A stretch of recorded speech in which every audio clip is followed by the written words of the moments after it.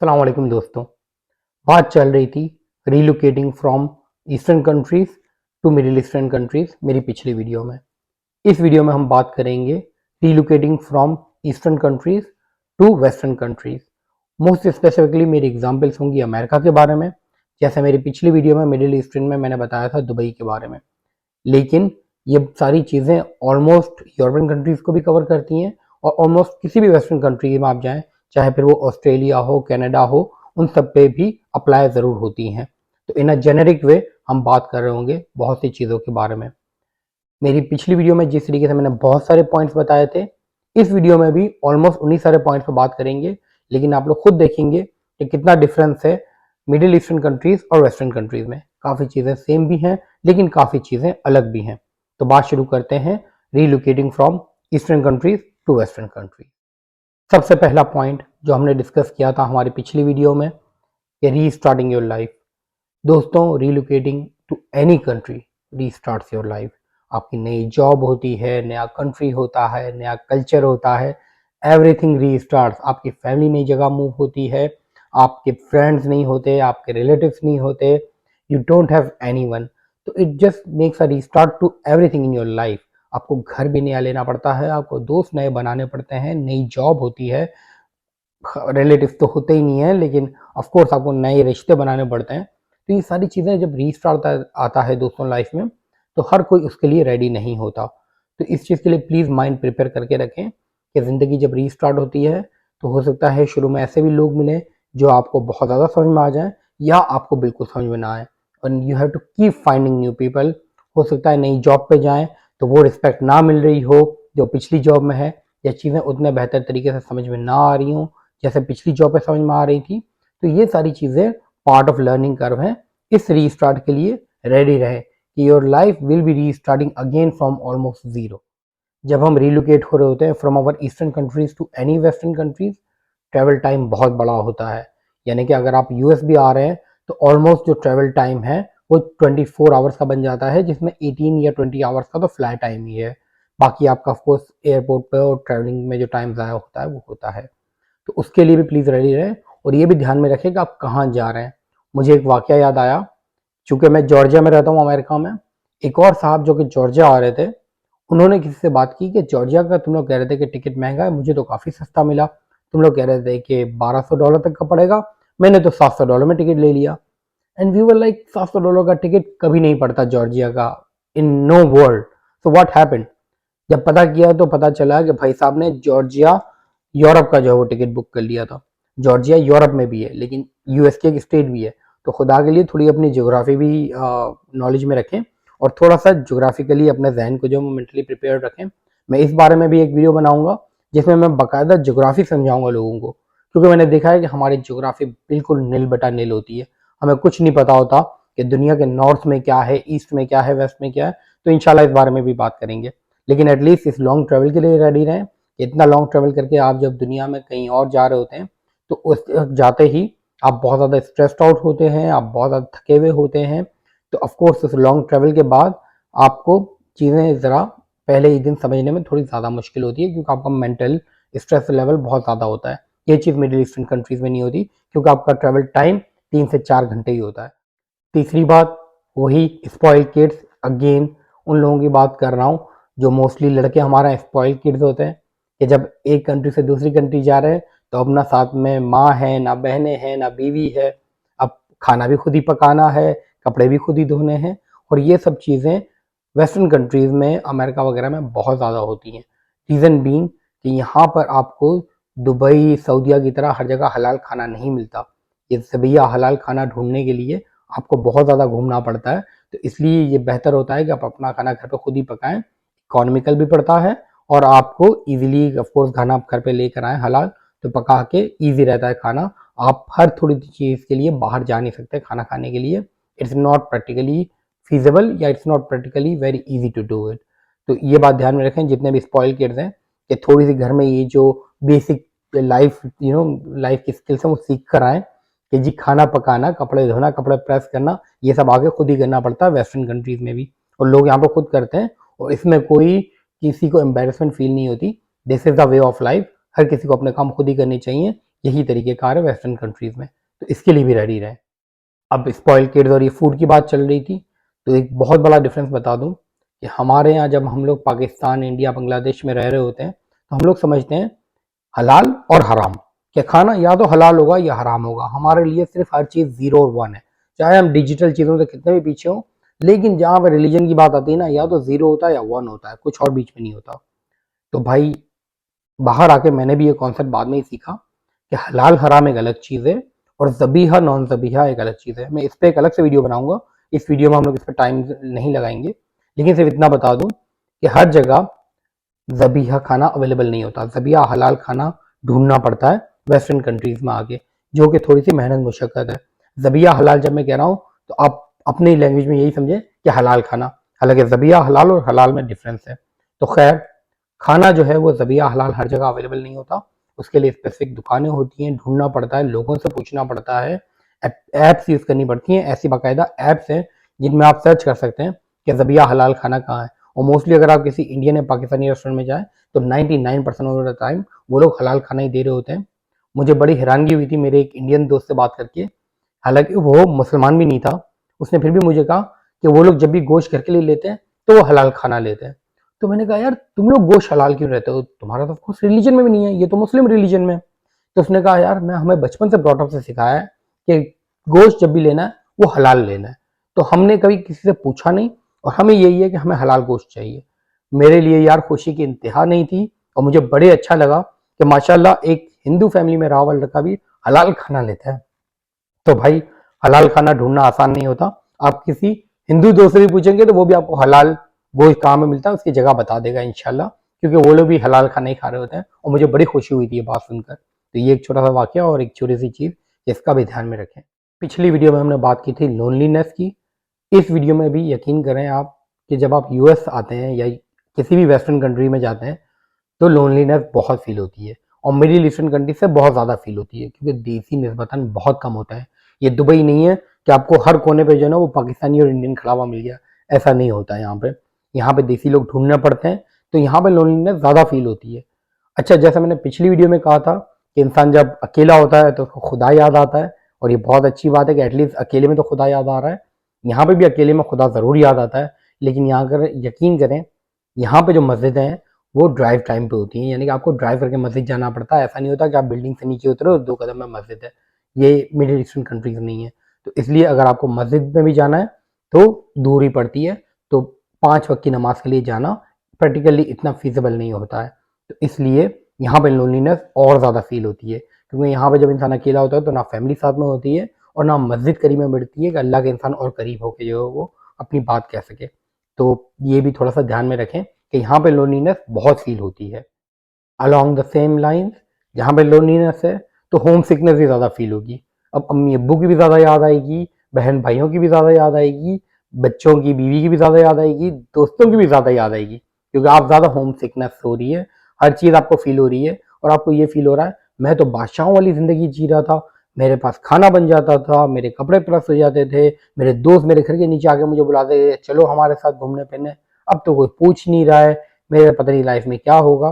देखिए दोस्तों, करियर बनाना इतना आसान नहीं होता और ये होम सिकनेस या लोनलीनेस इस जर्नी का हिस्सा है। इसको दिमाग में बिठा के रखें कि जब आपको करियर बनाना होता है तो 1 साल 2 साल ये वाली कैफियत सबकी आती है और उसको बर्दाश्त करना पड़ता है।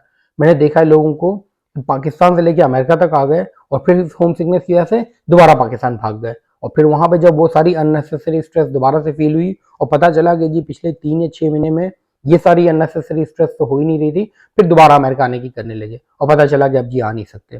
तो खुदा के लिए जब इस तरह की गोल्डन अपॉर्चुनिटी अपने हाथ में मिल जाए तो इतनी आसानी से उसको ज़ाया ना करें।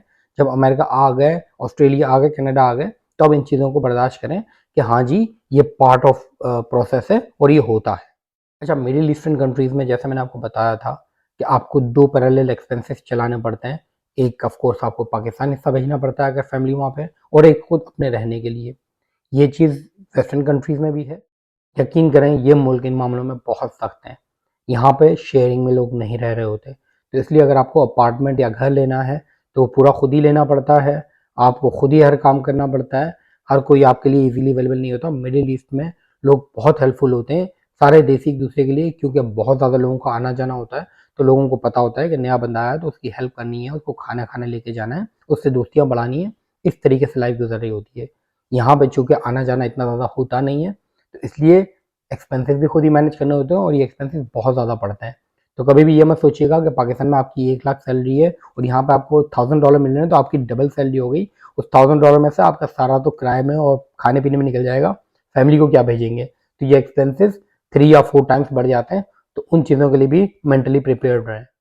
एक्सपेंसेस में एक और बात का ये ध्यान रखिएगा कि अगर आप जैसे यूएस आ रहे हैं तो अमेरिका की 50 स्टेट्स हैं, तो आप 50 स्टेट्स में आप कहाँ आ रहे हैं ये भी डिपेंड करता है। मैं इस पे भी एक अलग से वीडियो बनाऊंगा कि हर स्टेट का कल्चर क्या है, हर स्टेट का वे ऑफ लिविंग क्या है, हर स्टेट एक डिफरेंट चीज़ है। तो इसलिए आप किस स्टेट में आ रहे हैं वो भी मैटर करता है। अगर आप न्यूयॉर्क में जा रहे हैं तो एक्सपेंसिव ज़्यादा पड़ेंगे, अगर आप नब्रास्का में जा रहे हैं तो एक्सपेंसिव कम पड़ेंगे। डिपेंडिंग ऑन विच स्टेट आप जा रहे हैं आपके एक्सपेंसिव पड़ते हैं।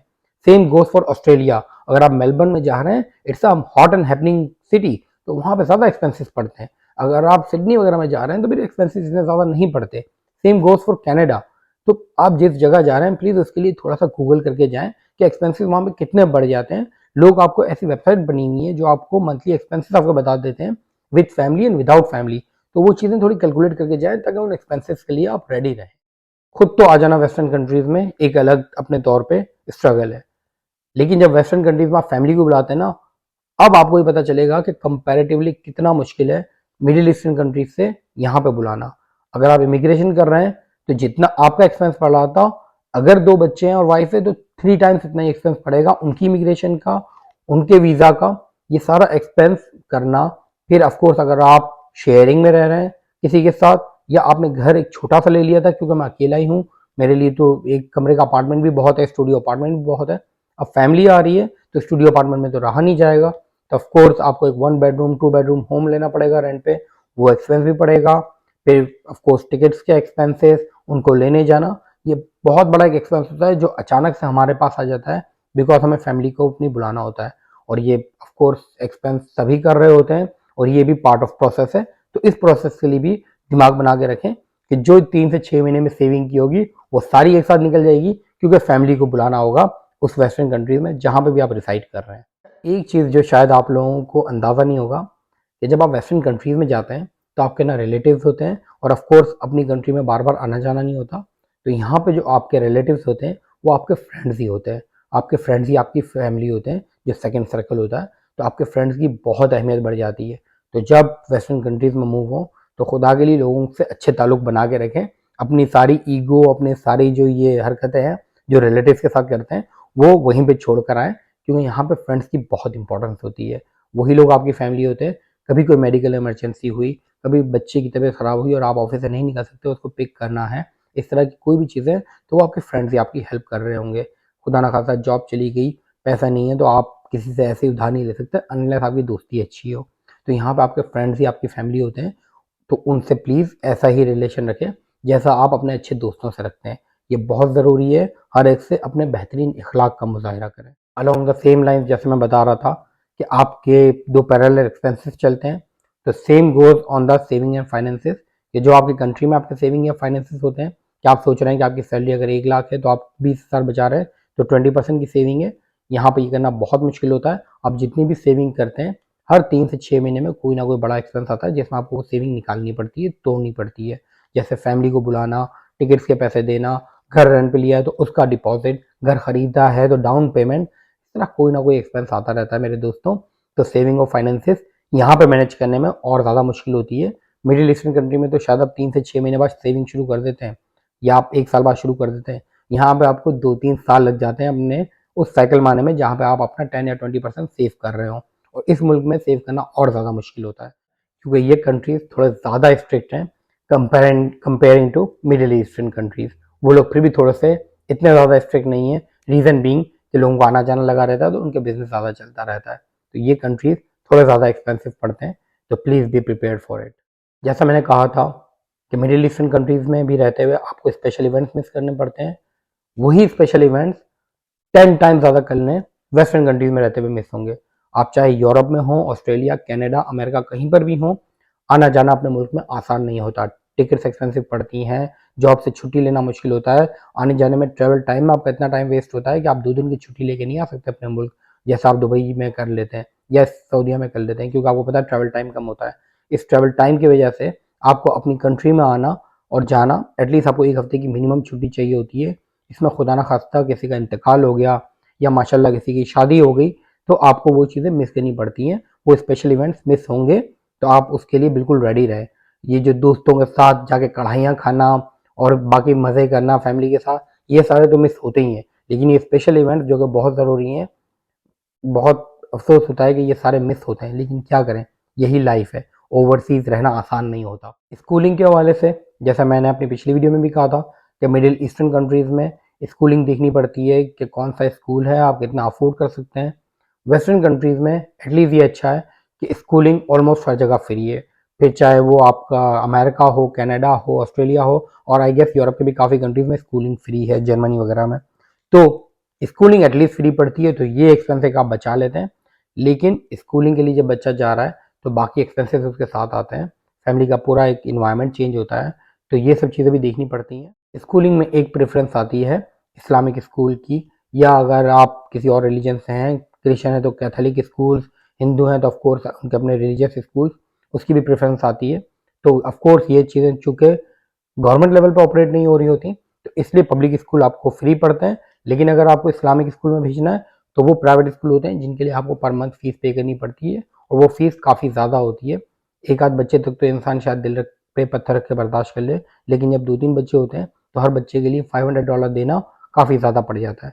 तो ये भी एक्सपेंस पड़ता है, अगर आपकी प्रेफरेंस ये है कि आपके अपने बच्चे को पब्लिक स्कूल में नहीं भेजना और इस्लामिक स्कूल में भेजना है। लेकिन अगर आप पब्लिक स्कूल भेज रहे हैं तो फिर स्कूलिंग जो है वो फ्री है, तो ऑफकोर्स आपको इतना ज़्यादा एक्सपेंस कुछ पड़ता नहीं है उसका। लेकिन एक और बात भी याद रखें कि यहाँ पे आपको स्कूल ढूंढना नहीं पड़ता, आप जिस जगह रह रहे होते हैं उसी डिस्ट्रिक्ट में आपका बच्चा जाता है स्कूलिंग के लिए। मैं इंशाल्लाह स्कूलिंग के ऊपर एक और वीडियो भी बनाऊंगा जिसमें ये पब्लिक और प्राइवेट स्कूल्स की मैं कंपैरिजन करूंगा और प्रोज एंड कॉन्स दोनों के बताऊंगा। लेकिन बहरहाल फिलहाल के लिए इतना ही कि स्कूलिंग एटलीस्ट एक ऐसा एक्सपेंस है जो यहाँ पर नहीं पड़ता, अगर आप डिसीजन ये ले रहे हैं कि आपको पब्लिक स्कूल में अपने बच्चे को भेजना है। ये फॉल्स एक्सपेक्टेशंस प्लीज़ ना रखें कि आप वेस्टर्न कंट्रीज में आ जाएंगे तो आपकी ज़िंदगी अचानक से धुआंधार हो जाएगी और आप तो जी पैसों में ना आ रहे होंगे, जब पैसा चाहिए ये दरख्त से $100 निकाले और दे दिए किसी को। भाई ये कंट्रीज में बहुत स्ट्रगल होती है, प्लीज़ ये फॉल्स एक्सपेक्टेशंस छोड़ दें। जितने मज़े हैं वो हमारे ईस्टर्न कंट्रीज में होते हैं, अपने मुल्क में बहुत मज़े होते हैं। यहाँ ना काम वाली मासियाँ मिलती हैं, यहाँ पे हर काम खुद ही करना पड़ता है, बैकयार्ड फ्रंट यार्ड सब करना पड़ता है, सब काम सीखना पड़ता है। जिस तरह मैं बता रहा था ना, छोटे मोटे जो बेसिक लाइफ स्किल्स हैं वो तो करनी पड़ती हैं, इसके अलावा ये काम भी जो करने पड़ते हैं, गार्डनिंग सीखनी पड़ती है, अपने घर के जो छोटे मोटे काम, ड्रिल मशीन, स्क्रूज लगाना जो आप अपने कंट्री में नहीं करते, प्लम्बिंग, ये सब सीखना पड़ता है इस कंट्री में। तो ये फॉल्स एक्सपेक्टेशन प्लीज छोड़ दें कि आप जैसे वेस्टर्न कंट्री में जाएंगे आपकी ज़िंदगी कोई बादशाहों वाली हो जाएगी। असल में तो यहाँ पर आगे ज़िंदगी नॉर्मल इंसानों वाली हो जाती है। अपनी कंट्री में रहते हुए हम बादशाहों वाली ज़िंदगी की चाह रहे होते हैं कि प्लम्बर को एक फ़ोन किया, हाँ जी आ जाओ, घर का नल टूट गया लगा दो, या ये एक काम कर दिया जी मिस्त्री को कि जी आगे घर पे दीवार पे रंग कर दो। यहाँ पे बड़े काम खुद ही करने पड़ते हैं और ये नॉर्मल है, हर कोई कर ही रहा होता है। तो यहाँ पे कोई इसमें कबाहत नहीं है। ये फॉल्स एक्सपेक्टेशन भी अपनी अपने घर पे छोड़ कर आए कि यहाँ पे आएंगे तो ज़िंदगी बादशाहों वाली हो जाएगी, ऐसा भी कुछ नहीं होता। खैर दोस्तों, यही सारे पॉइंट्स थे। अगेन ये वाली वीडियो भी थोड़ी लंबी बन गई, लेकिन इतने सारे पॉइंट्स थे जो कि बताने ज़रूरी भी थे, तो इसलिए वीडियो ज़्यादा लंबी हो गई। लेकिन आई होप कि जब भी कोई आप में से वेस्टर्न कंट्री मूव हो रहा होगा और मेरी ये वीडियो देख लेगा तो होपफुली वो मेंटली ज़रूर प्रिपेयर्ड रहेगा कि वेस्टर्न कंट्री में जाके बिहेव कैसे करना है और क्या क्या प्रोज एंड कॉन्स होंगे उसके। आज की वीडियो के लिए इतना ही, अगली बातें अगली वीडियो में। अस्सलाम वालेकुम।